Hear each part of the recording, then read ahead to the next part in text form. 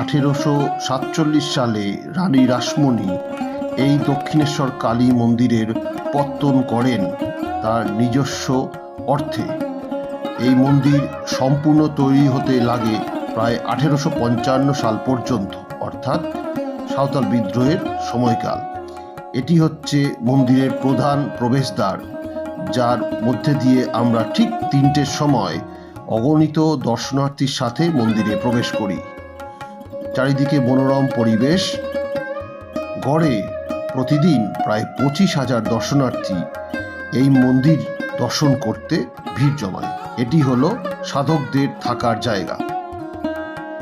এই মন্দিরে বিশাল বড় একটি চত্বর রয়েছে, ওই দেখা যাচ্ছে মূল মন্দির। এর চারিদিকে গাছপালা সমন্বিত জায়গাটি কিন্তু বেশ মনোরম। এখানে বিভিন্ন বিভাগ আমরা দেখতে,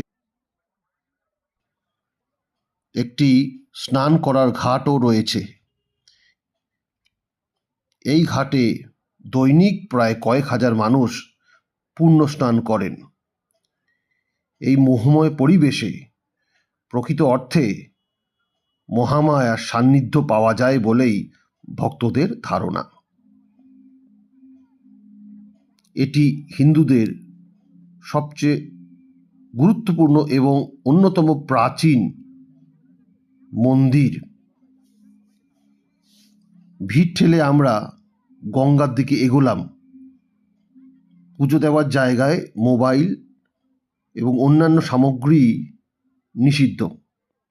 সেখানেও কয়েক হাজার মানুষ অপেক্ষা করছে লাইনে ভেতরে ঢুকে পুজো দেওয়ার জন্যে। ভেতরের পরিবেশ ওই দেখা যাচ্ছে মূল মন্দির। বিভিন্ন মানুষের হাজার হাজার আশা আকাঙ্ক্ষা পূরণ করে বলেই অগণিত দর্শনার্থীদের বিশ্বাস, এবং তার জন্যই এখানে তাদের আশা।